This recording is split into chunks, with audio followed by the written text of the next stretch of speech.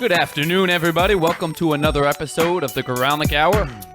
I'm your host, Brian Goralnik, hanging out with you today. Hope everybody's day is going well. Let's get right into it, ladies and gentlemen. Come on. No time to waste. It is our recap lap. Last night, Major League Baseball. A lot of walk-offs. First game that had a walk-off. Mr. Brantley for the Cleveland Indians hit his 16th home run of the year. It was a solo shot that came in the 12th inning and gave the Indians a 4-3 win over the Texas Rangers, which hasn't been a very hard thing to do all year, beating the Texas Rangers. They're a very easy team to beat. Anibal Sanchez was on the mound for the Detroit Tigers, and looking good, looking very good. He wants to make a bid for, what is he going to be, the third, fourth starter in that rotation? Yikes. They just have a dominant starting five. They shut out the Rockies 4-0 at home. Good game for them. Victor Martinez with his 23rd home run of the year. The Reds back to winning ways on the road against the Marlins. They win 7-3. A lot of offense. They had 2 in the third, 2 in the fourth, and 2 in the sixth inning. Good job by the Reds holding off Miami as Miami tried to put up 2 in the 8th. Just not enough. 15 hits for the Reds. They were swinging the bat well. One team that wasn't swinging the bat well was the New York Mets.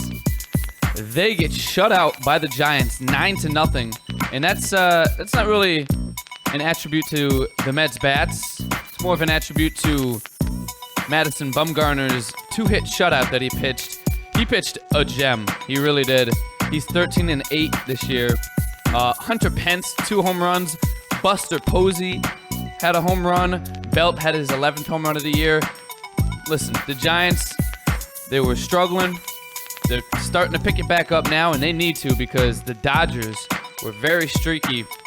They need to make up some ground somehow.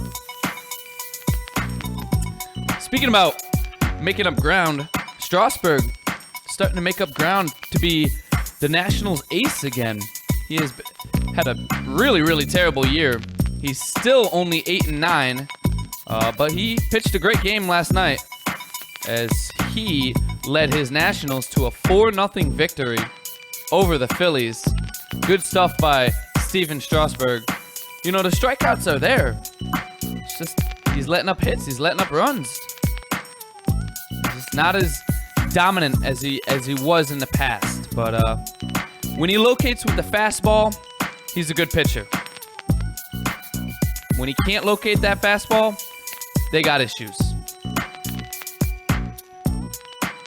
The Twins and White Sox, it was a close one. It was 4-3 going into the top of the 8th, and it was 4-3.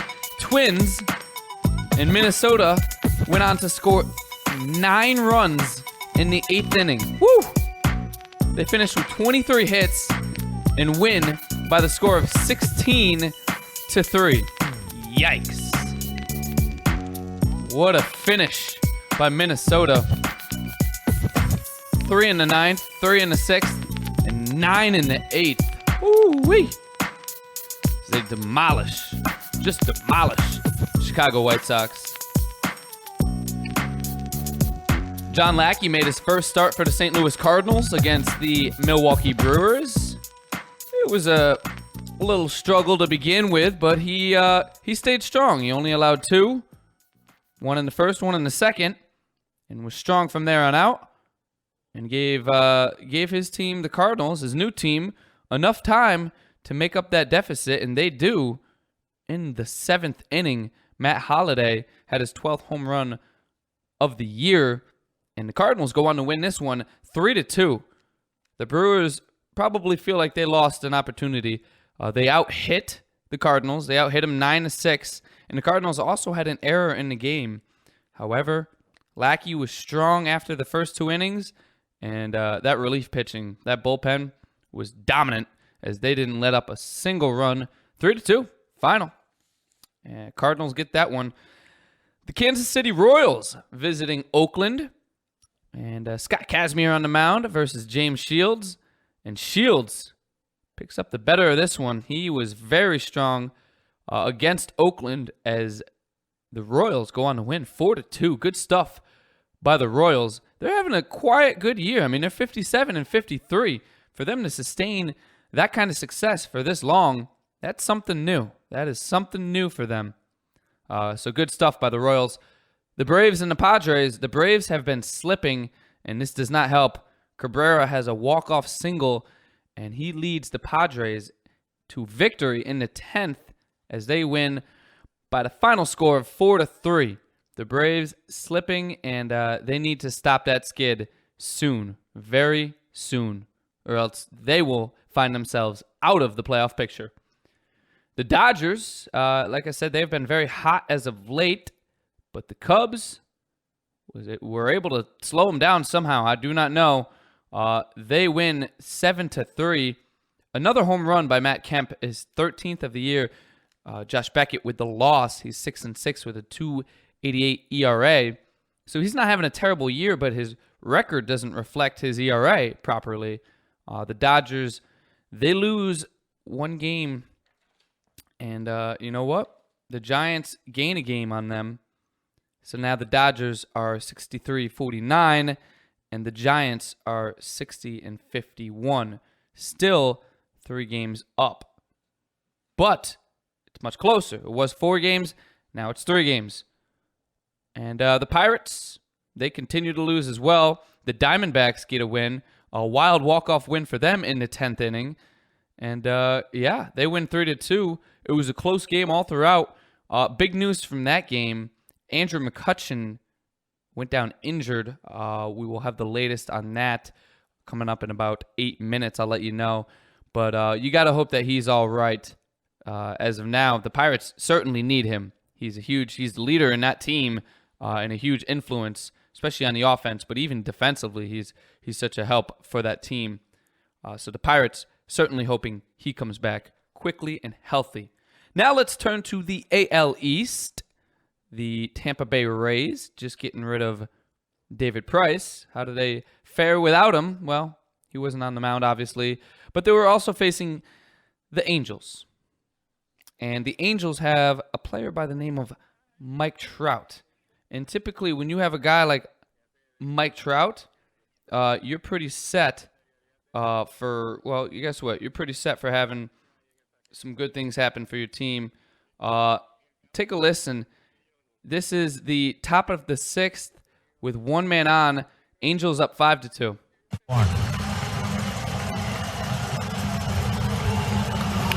Jam him, little flare out towards shallow right. That'll get down for a hit. Navarro keeps on trucking home, and he will score. RBI single for Mike Trout. The Angels get one of those runs back. It's a good reading by Navarro and a very good read by Gary DeSarcina, the third base coach. And the Angels, as you heard, got one back. They were leading 5-2. They take the lead 6-2 with that RBI single from Trout, and that actually ended up being the game winner. They beat Tampa Bay 7-5, and Street picks up his 30th save of the year. He's having a phenomenal year closing out for the Angels.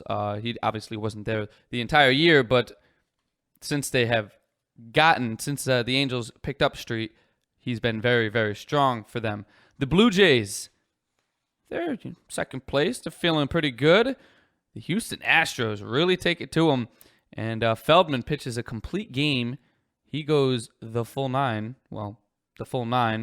and it was in Houston, so he obviously was feeling pretty good. The crowd was behind him. He only allowed 1 run and 8 hits.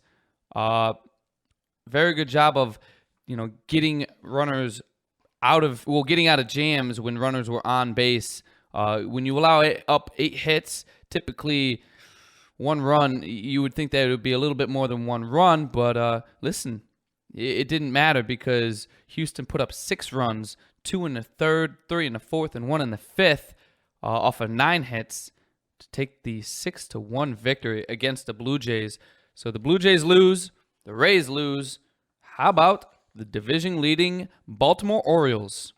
Well, they were obviously in action, and they were at home against Seattle.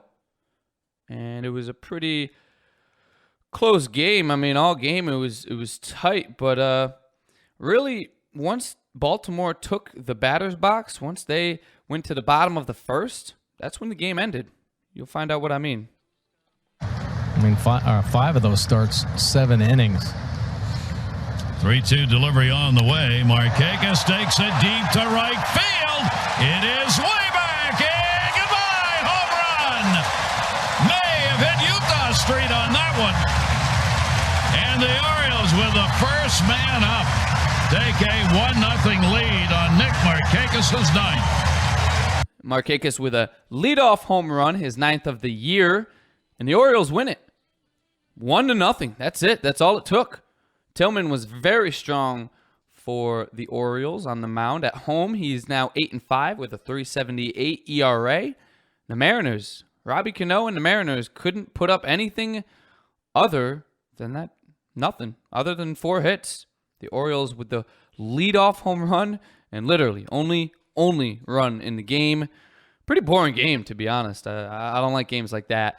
If I went to Baltimore and I saw that game, Snorefest. Yes, sir. A Snorefest. You know it wasn't a Snorefest, though. The best game, the last 2 teams in the AL East are facing off against each other. It's the Yankees and Red Sox.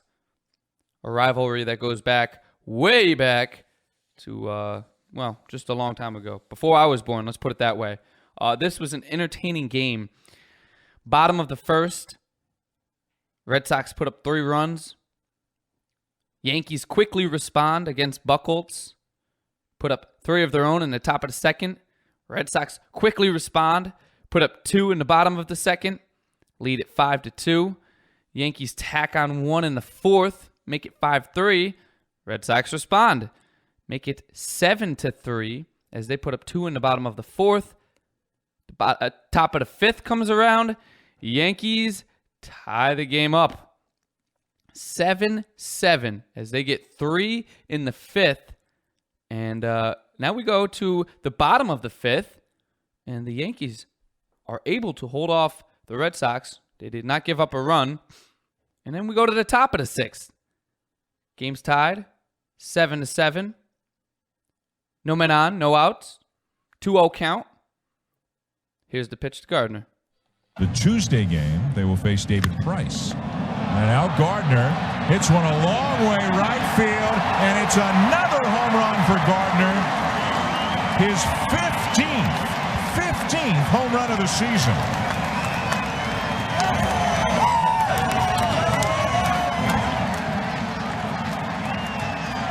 And Brett Gardner, 15 home runs on the season. Are you kidding me?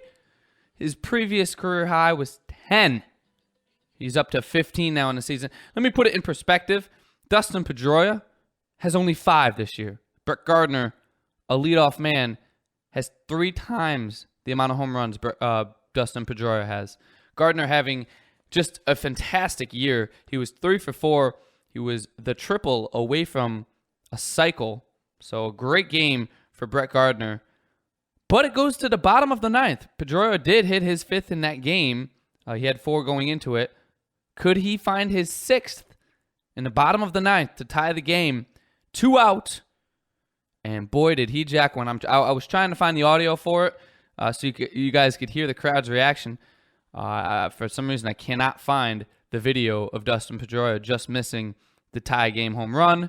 Probably because it doesn't really mean anything for the Red Sox. If they got it or if they didn't get it, it would just be nice to beat the Yankees in their perspective. But it was a shot up. It was over the monster. It was just foul. And Pedroia ended up grounding out to Derek Jeter. That is the game. Yankees take it 8-7 in a thriller. And what a series that was. The Yankees actually won the series 2-1 when the Red Sox had the early lead.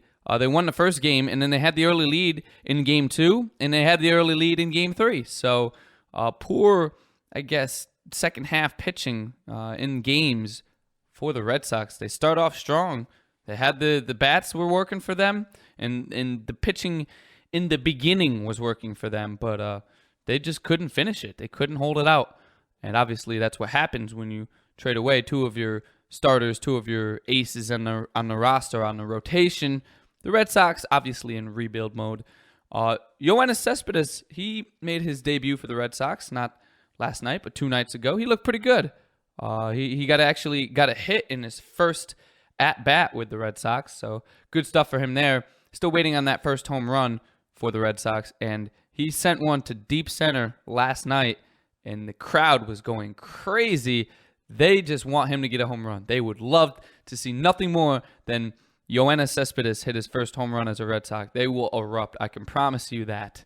That is our recap lap. We'll be back with class in session. What happened today in sports history? Find out in 2 minutes.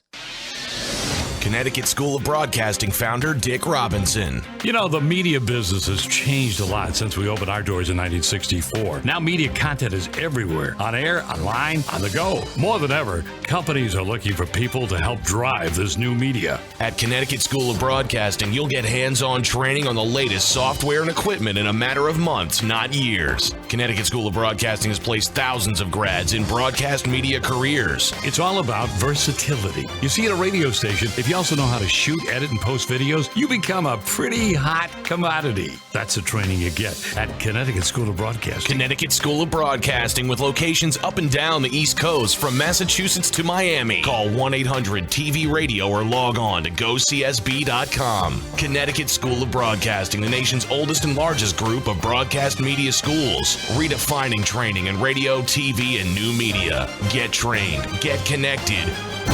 1-800-TV-RADIO. All Noise Radio. Powered by the Connecticut School of Broadcasting. All Noise Radio is an internet radio station that's fully produced by graduates of the Connecticut School of Broadcasting. From modern rock to old school hip hop, country to classical, news, talk, sports, and more. It's the noise you can't ignore. Log on to allnoiseradio.com. Fire up the station. Find out more about your favorite jocks. Get the latest CSB news and more. Plus, you can take All Noise Radio with you on the go for free. Just download the Live 365 app to your iPhone, iPod Touch, or BlackBerry and search All Noise Radio. Check out tomorrow's broadcasters today at allnoiseradio.com. Powered by the Connecticut School of Broadcasting.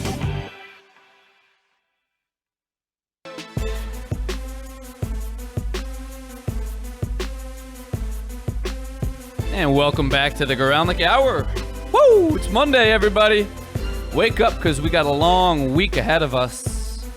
Not a lot of sports tonight, not a lot of baseball, but the good news is football is back, baby. If you saw it, the Giants and the Bills had their Hall of Fame game last night. Fun stuff. Kind of took my attention away from a great Yankees-Red Sox game, but I was able to switch back and forth. I kind of kept it more on the Red Sox-Yankee game. It was more entertaining. Not much about preseason football that keeps me locked in, other than I get to watch football. Who doesn't like watching football? Quick update on Andrew McCutchen. I said I would get you one. He said he had x-rays taken that showed nothing. McCutchen said, quote, "I thought I was cramping. Never really had any problems in that area." So something new for him. Obviously, it was an side oblique injury. The extent of it will obviously let us know how long he's out for, but the good news is that x-rays showed nothing. On to other news. Sports history. Do you know it? Well, if you don't, it's okay, because I will help you out. August 4th. What happened in August 4th in sports history? Well, not much. Kind of a slow day in history. But in 2010, the Boston Celtics signed Shaquille O'Neal to a one-year contract. You guys remember that when the big Aristotle was in green? It didn't work out too well for them. Speaking about something else that didn't work out, August 4th was a great day for A-Rod. A-Rod obviously hasn't worked out well for himself or for the Yankees, but he's made two headlines here. In 2010, he became the 7th player in MLB history to reach 600 home runs. Well, interesting, because in 2007, 3 years prior to that, Alex Rodriguez became the youngest player to reach the 500 home run plateau. He hit a 3-run home run in the first inning. So it took him 3 years to get the next 100 home runs. Maybe because he stopped juicing a little bit? Who knows?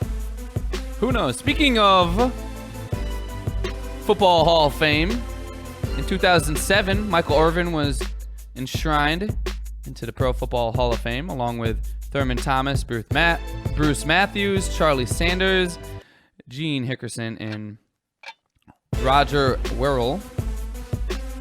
In 2007, same year, Barry Bonds tied one of the most coveted records, hitting his 755th career home run, which tied the all-time mark set by Hank Aaron.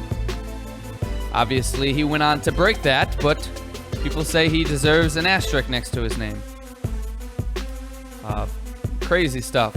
Crazy stuff. I remember watching that 2007. He still has yet to be, I guess, in my mind, proved that he used steroids. I mean, I think he does. I think he did. I think he was a juicer. But I'm waiting for the scandal to break where, hey, Barry Bonds, we have proof. You know, we have the witness that said he saw it, or we have the doctor that said he supplied him with it. That has yet to come out. So who knows? Maybe there's a long, far outside chance that he was not a juicer. I doubt it, but maybe. And then finally, August 4th, 1921, Maurice the Rocket Richard was born. And also in 1962, Roger Clemens was born. So 2 big birthdays on August 4th. The Rocket Richard and Roger Clemens. And ladies and gentlemen, class is now dismissed. We'll be back in 2 minutes with our fantasy expert insider Adam discussing football, obviously, the AFC South, and also Tiger Woods. What is going on with him? Is this the end of Tiger Woods? Find out what Adam has to say in just 2 minutes. You know, our jobs occupy more than half our waking hours. Shouldn't we be doing something we love? Call Connecticut School of Broadcasting at 1-800-TV-RADIO or log on to GoCSB.com. Since 1964, Connecticut School of Broadcasting, with a network of 12 campuses from Massachusetts to Miami, has helped place thousands of grads as DJs, sportscasters, entertainment reporters, behind the scenes in audio and video production, every aspect of the broadcast media. Connecticut School of Broadcasting has trained men and women of all ages and backgrounds in a matter of months, not years. Learn by doing from area radio and TV pros. Call 1-800-TV-RADIO or log on to GoCSB.com. Remember, it's never too late to love what you do. Day and evening classes begin soon. Get trained. Get connected now. It's been 48 years Connecticut School of Broadcasting has helped place thousands of people, just like you, in exciting careers in radio, television, and the new media. At Connecticut School of Broadcasting, our hands-on approach is different. It's designed to have you spend less time in the classroom and more time in the studios. From the first day, you'll work with state-of-the-art equipment. Learn by doing from our team of industry professionals who come from their studios to ours. The best part about it, you'll learn it all in a matter of months, not years. Connecticut School of Broadcasting has a network of 12 campuses from Massachusetts to Miami. Remember, it's never too late to love what you do. So do what I did. Call 1-800-TV-RADIO. Step into the fast-paced world of the broadcast media. Day and evening classes begin soon. Connecticut School of Broadcasting. Get trained and get connected now. Call 1-800-TV-RADIO or log on to GoCSB.com.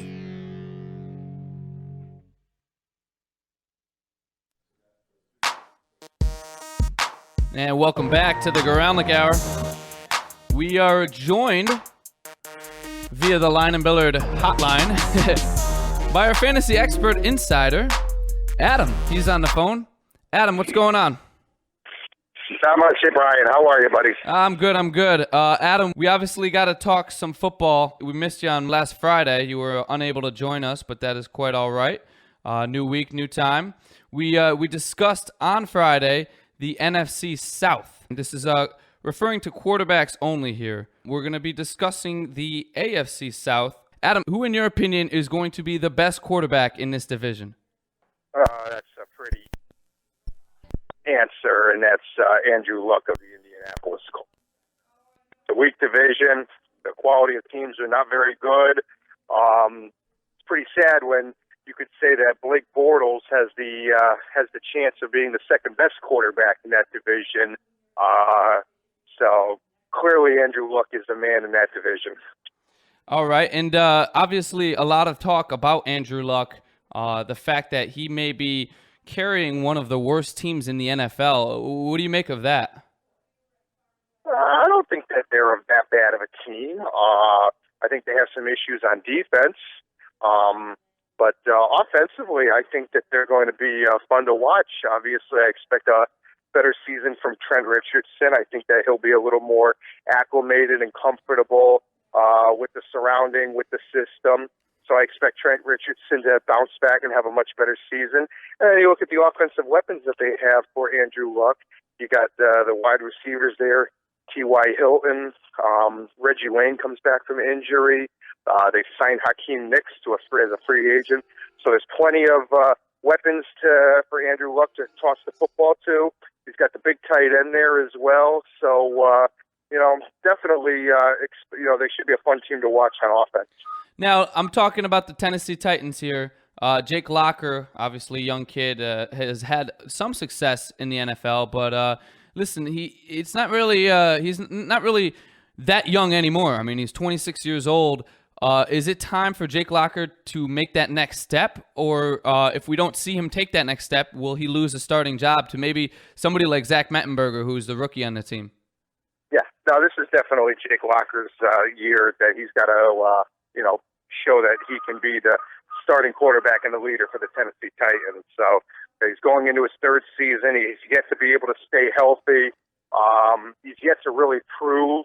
I don't think he's really even had a great game. He's had some decent games, but I don't think he's even really had a great game yet that stands out that you'd say, wow, that was very impressive. Not so much games, I would say more so plays. He's had a few plays where you're like, oh, wow, I mean, that was a fantastic throw or a good job, avoiding the pressure to make the throw. Some standout plays that you're like, this guy could be good. But like you said, he hasn't really put it together for 4 quarters. Obviously, he has had some injuries, too. And a good part of the reason is because he hasn't been able to stay healthy. Right, yes, he's had injuries. And he's got some weapons on that team. I mean, he's got some really decent wide receivers on that team. There's no excuse why he can't, put something together. Kendall Wright is, I think, one of the more underrated wide receivers in the National Football League, and Justin Hunter, I think that's his name, Justin Hunter. We saw him make some great plays last year. Yep, Justin Hunter, Nate Washington. Yep. Nate Washington is still there. I mean, they've got some playmakers on offense there, especially at the wide receiver, tight end. And they also have Delaney Walker. He's got Delaney Walker at the tight end position. I mean, we're not talking that he's got nobody to throw to. He's got some weapons. So he's got to make some plays. But no, this is definitely the year he's got to do it, or I think the Tennessee Titans are going to be looking for a new quarterback. Absolutely. Speaking about a team that was looking for a new quarterback, they don't really have one. The Houston Texans, I mean, obviously they have Ryan Fitzpatrick. They could roll with Casey Keenum, who they rolled with kind of towards the end of last year. Who do you think gets that starting job in Houston? That's a mess there. I mean, it's just an absolute mess. So, I mean, Ryan Fitzpatrick is clearly not the answer. So no, and that's why if you ask me, I would go with Casey Keenum just because he's younger and and he could possibly do more. I think he has he's more athletic, he's quicker, he has better feet than Fitzpatrick does. But I mean, it's too bad because other than the quarterback position, that team is very talented. Yeah, no, it is. I mean, you still have Andre Johnson, you still have Foster at the running back. Arian Foster, yep. Defense is going to be sick this year with the rookie and J.J. Watt. I mean, that's going to be a really, really good defense. they're just going to struggle to score. I mean, unless Arian Foster has one of his, best seasons where he just starts running insane, they're going to struggle to score. I mean, Ryan Fitzpatrick is a great backup.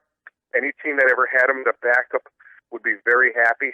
But he's not the kind of guy you want to be rolling out week one as your starter. Certainly not. And you mentioned Arian Foster. Obviously, we're just discussing quarterbacks, but Arian Foster is going to be back to having kind of just him, taking the workload where they in past years they've had Arian Foster and Ben Tate, but obviously Tate is not there any longer. So Foster's definitely going to have to shoulder a lot of the work. Yeah, and with his injury issues that he's had the last few years, that could be trouble for them. It could be a lot of trouble. It's too bad.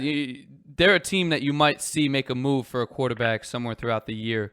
And then last question, Adam. Obviously, we're going to put you on the spot again. Who takes this division? Obviously, Indy took it last year. Does Indy have any competition from any of the other three teams? Now, Indianapolis is going 11-5, 12-4. I actually, believe it or not, like the Jacksonville Jaguars. Maybe they make a little run for second place in this division. Maybe they 7-9, 8-8 this year. I really like the kid and what they've done. Tennessee and Houston, I think, will be fighting for last, somewhere between 5-11, 6-10, 7-9, somewhere in that range. But this is the Indianapolis Colts. Absolutely. All right, let's take a quick segue over. Obviously, we always give you your final thought. But before we get to your final thought, I just have a question for you, and it kind of leads into your final thought. Adam, Tiger Woods had to withdraw from the WGC Championship yesterday. He had back spasms. It started on the second hole when he took an awkward shot above the bunker. He ended up pulling out, after his drive on the ninth hole. Is this the end of Tiger Woods, or is this the end of talking about Tiger Woods possibly surpassing Jack Nicklaus? Hey, I think so. I really do. I don't think he's ever going to be the same again. I think he's always going to be susceptible to injury. And I just think there's too many younger and better players out there. I mean, he's probably not even the 10th best player in the world anymore by my standards. Obviously, the numbers still say he is in the top 10. But, we'll have to do this another time on another show, but if you wanted me to rattle off who I thought the top 10 golfers currently in the world right now are, not one of them would be named Woods or Mickelson. So I think it's over. I mean, he'll still play competitively. It'll still be fun to see him.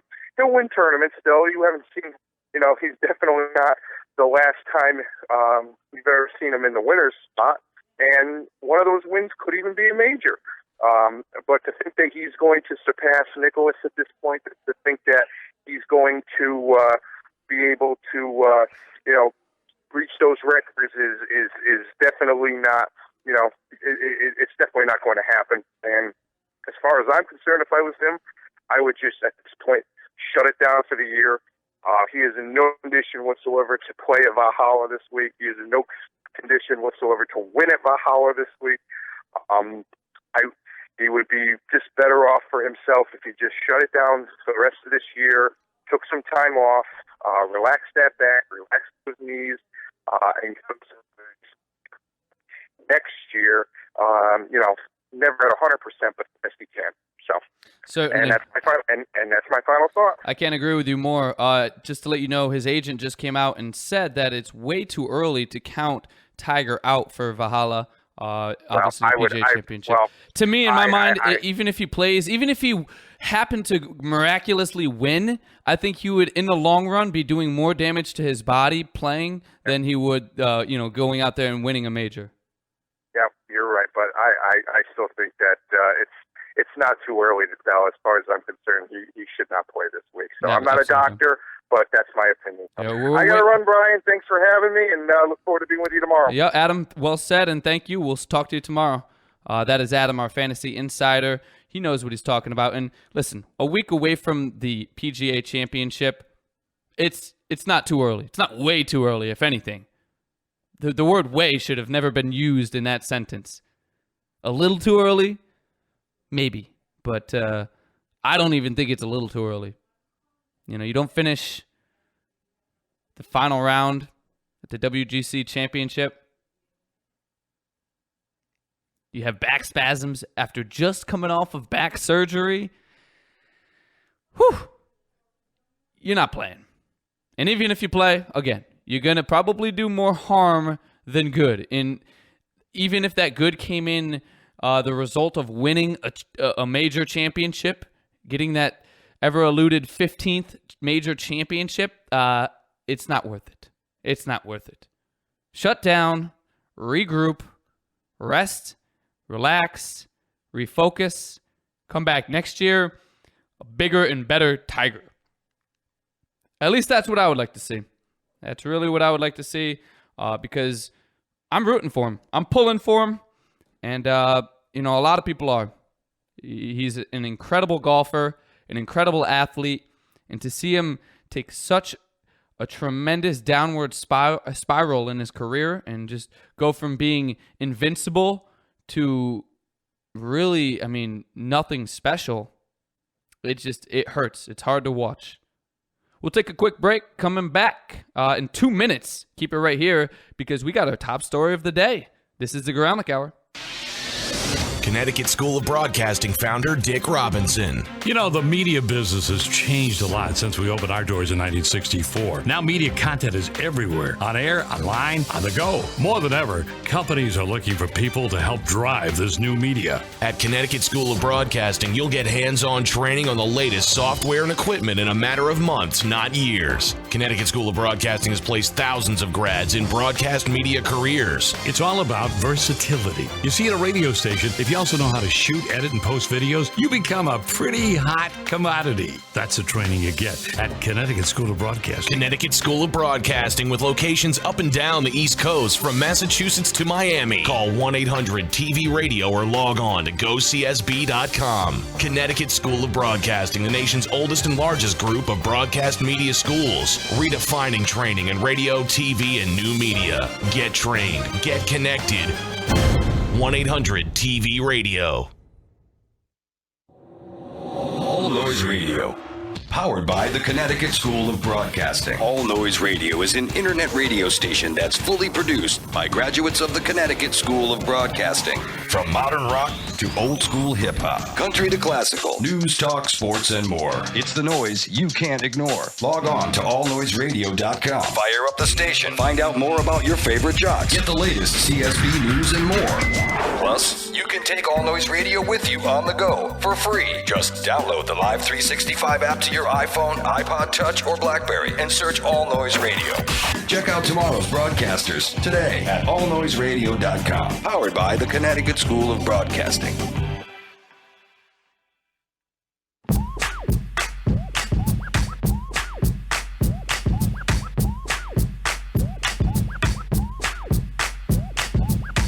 It is the Goralnik Hour.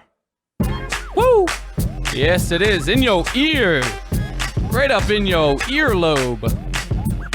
All right, I'm getting a little weird with that one.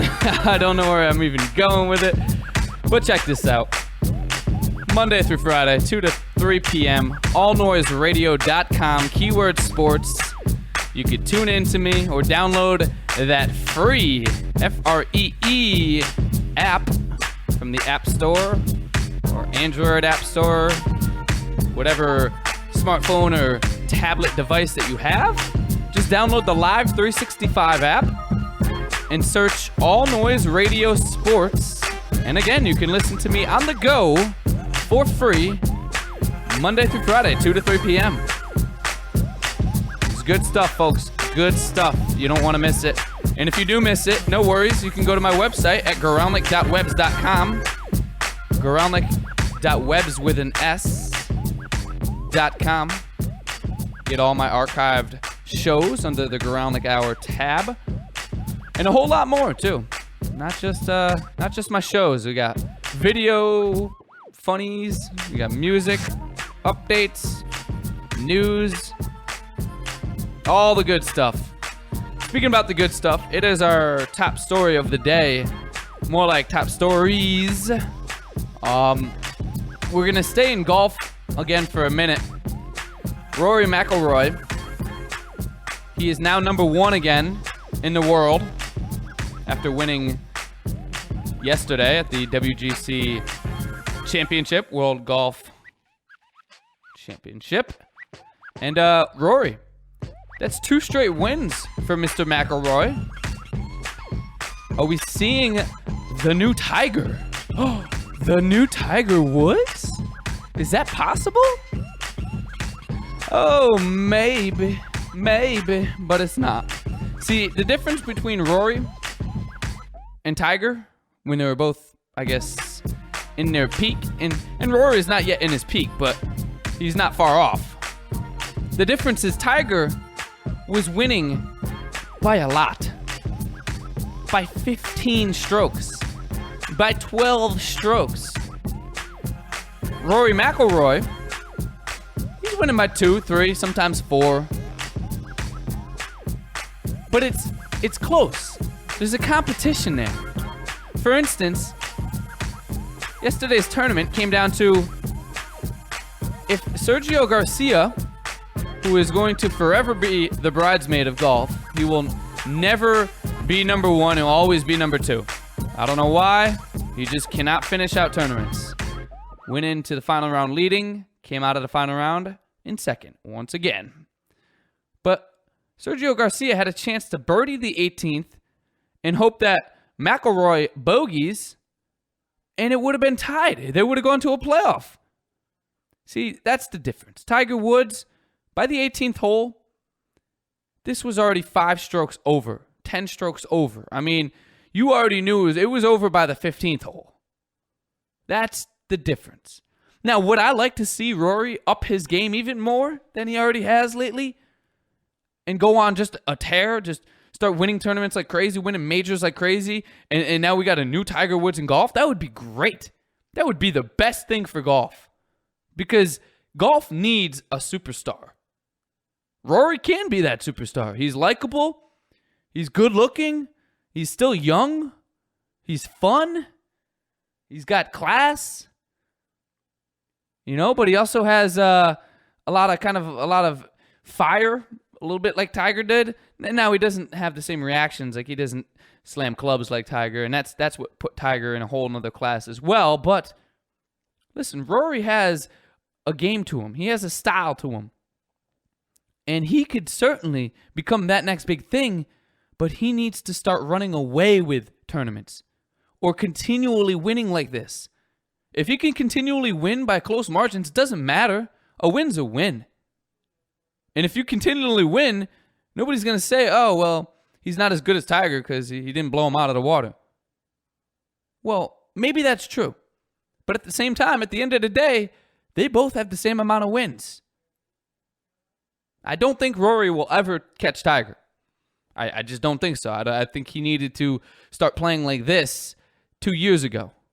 But he kind of went through his own funk and just didn't have it together. And then he lost the number 1 position. Now he has it back. We'll see what he does when he has it back. I mean, he's playing the best golf of his career, I would say. And he's going into the PGA Championship. There's a very good chance he wins this, goes out, and he wins the FedEx Cup. But what happens after you win the FedEx Cup? Will you come back the next year just as hungry, just as talented and ready to go? Because Henrik Stenson didn't. He won it last year. And Stenson, I don't believe Stenson has won a tournament this year on the PGA Tour. He's won some, Swedish tours or European tour tournaments. That doesn't help me and my fantasy team. Yes, I play fantasy golf. I think I've discussed it before. If you just drop your jaw to the floor, there is such a thing as fantasy golf. Let it go. Move on. It's very similar to any other fantasy sport. You pick a player, their performance reflects your score. That's how it goes. But Henrik Stenson, I don't believe, has won a PGA Tour event this year. And so, now he hasn't been bad. Don't get me wrong. He hasn't fallen off the map. He's finished in the top 10, a number of times, but he hasn't won. He hasn't broken through and won. He needs to up his game going into the FedEx Cup if he wants to repeat. Rory, if Rory wins it this year and then pulls a Henrik Stenson and kind of doesn't do anything, he doesn't play poorly, but just doesn't play amazingly the next year, well, it's nothing special. That's the difference. Tiger Woods, there was like a 6-7 year period where there was nobody better than Tiger Woods.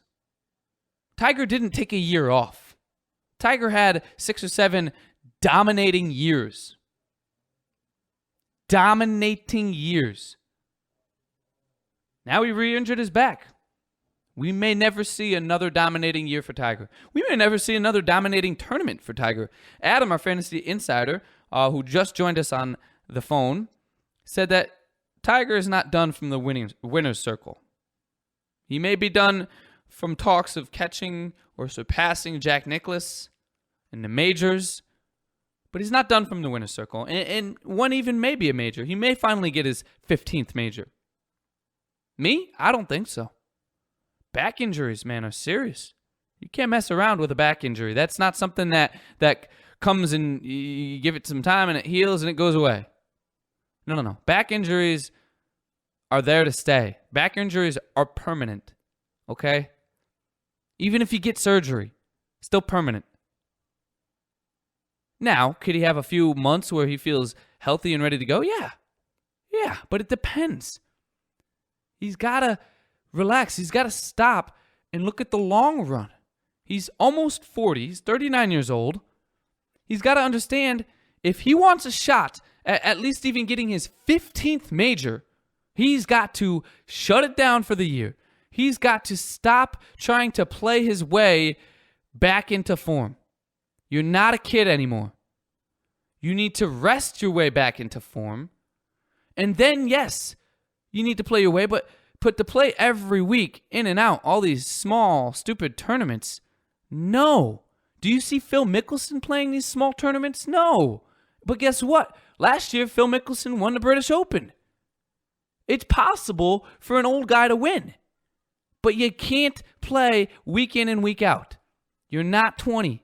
You're not even 31 or 2 or 3 or 4 or 5 or 6 or 7 or 8. You're 39, going on 40. Okay? Stop it. Shut it down for the year. Come back next year. Do a lot of chipping and putting. Keep your game in form without having to take those full, Tiger-esque, powerful swings. Just relax. Relax. There's no need for it. No need for it. He would be crazy to come back this week for Valhalla for the PGA Championship. Let Rory do his thing. Let Rory take it. Crazy. And finally, in the golf world, a lot of news with Dustin Johnson. Dustin Johnson is taking a self-mandated hiatus. He wants to get his life on track, mentally, physically. Great golfer, a lot of talent. A lot of speculation that he has a cocaine problem. And, he came out and he said, I'm taking some time off of golf. Indefinitely, I'm out for golf. And it was very vague and very kind of mind-boggling. And then shortly after, a report came out saying that he was suspended for 6 months for violating the PGA Tour drug policy, a cocaine violation. So the reports, the speculations matched up and everything kind of confirmed. Until the PGA Tour VP came out and said, no, Dustin Johnson is not being suspended for violating the drug policy. We know nothing of that. So I don't know because the PGA Tour doesn't have to make violations like that known. They don't have to make punishments known. They have a weird ruling where that's something that they can kind of keep under wraps. But very interestingly, that it already came out, and now they're trying to say no. Well, is it really no? Did he really not violate it? Or, what are those reports then? Why are people saying that the PGA Tour said he violated it, and now the PGA Tour saying, no, we never said that. That never happened. I don't know. It all seems to add up way too much.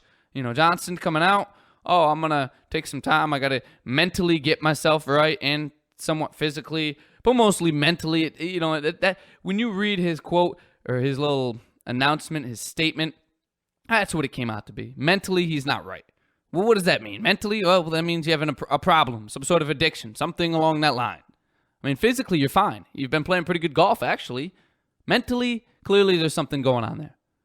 And he's not taking time off to hang out with Paulina Gretzky, which wouldn't be a bad alternative. I mean, who wouldn't want to take time off to hang out with Paulina Gretzky? She is a smoke show and a half.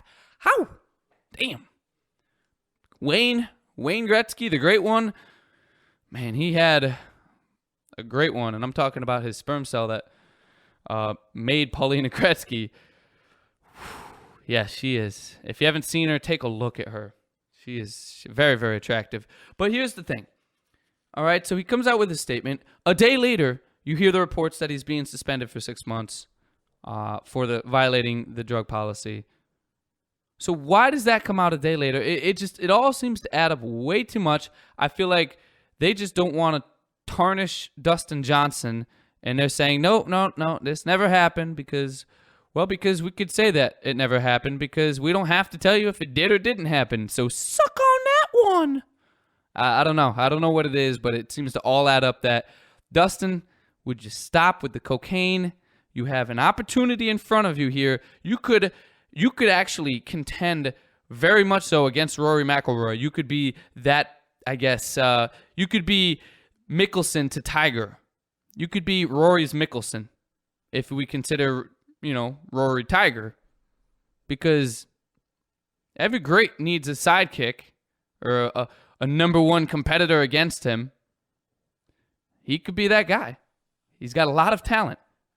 He's won a lot of tournaments. In fact, he's done something that only Tiger has done, that he's won at least one tournament in every year that he's been on the PGA Tour. That's phenomenal. Only Tiger Woods can say he's done that. I believe in the first 10 years, is it? Something along that lines. But the point is, that's phenomenal. That's great stuff. But you got to get your head right. If you want to do cocaine, wait till your career's over. Wait till you join the Champions Tour. I don't know. I mean, I don't condone it. I don't want you doing it at all. But if you really can't break it, at least pause it. Let's talk about the NFL real quick, and then we'll get into some key matchups to watch for tonight. NFL, baby, it's coming back. Well, guess who's coming back to Cincinnati for another 6 years? Andy Dalton and the Bengals have agreed to a 6-year, $115 million contract. Why? Are you kidding me? Are you kidding me, Cincinnati? Stupid. That was stupid. See, they should have gone out and said, hey, we want you back. We like you back. But you need to prove yourself this year, buddy. You need to step it up this year, pal, and show us what you got. Because we can't make it to the playoffs again just so you could 1 touchdown, 2 interception your way out of the playoffs. When we got home field advantage. When we're playing the wild card team. Terrible. He had 1 year remaining on his rookie contract. He was scheduled to make slightly less than $1.7 million. Guess what? You're playing like a rookie. You're playing like a rookie. Andrew Luck, now he's doing some things. Russell Wilson, now they're doing some things. Until you can play to their level, you should make that. The contract extension, just absolutely ridiculous. I do not understand why they do not wait until the end of this year. Figure it out at the end of this year. Evaluate him this year, then discuss. Because quite frankly, if they don't make the playoffs this year, or if they make the playoffs and they got home field again, and they don't, not even just win a playoff game, if they don't have a strong showing in the playoffs, that's it, man. Dalton, you got to part ways with Dalton. Because clearly the guy is not, he clearly struggles when the pressure's on. I mean, his stats show it. He's been terrible, absolutely terrible in the playoffs. Not all right, not decent, not good, and his defense lost it. Terrible. Whereas he's pretty much lost the game for his team. I'm just absolutely mind-boggled that they gave him not only a 6-year extension, but for $115 million. Wow. Unbelievable stuff. Absolutely unbelievable. Johnny Manziel. Yeah. Johnny Football. He is taking first reps with the Browns starters. He is on the first team. So obviously there may be more of a competition there than I initially thought between Manziel and Hoyer. It's crazy. I mean, Hoyer was very, very good for everybody last year. He was great for the Browns, and he was good for himself. I mean, it's not like the Browns made Hoyer or it was vice versa. The Hoyer did make the Browns last year. I mean, he was single-handedly pretty much the reason why they were 2-0 under his belt. So it's crazy to me that he is not going to be the number one starter guaranteed. I mean, I think it should have been hands down, no question, Brian Hoyer. Manziel, you can ride the pine, especially for your antics in the offseason last year. You're definitely taking a seat on the pine. But no, let's get Manziel all cocky. Now, maybe we're all getting all hyped up and it's just for practice in case Hoyer does come out and stink it up, but that's what practices are for. You could do that other times. I don't understand doing it right now. Really starting to create a controversy. But hey, maybe that's why the Browns are always a losing team. Maybe that's why. And finally, Giants shut down running back Wilson. He obviously had a neck injury last year. It was a burner. He kind of suffered the same thing. It was a burner again this year. David Wilson shut down for the season. Sources say it could be career ending. So, not good stuff. Don't want to see somebody's career end short because of that. You got to hope and wish him the best.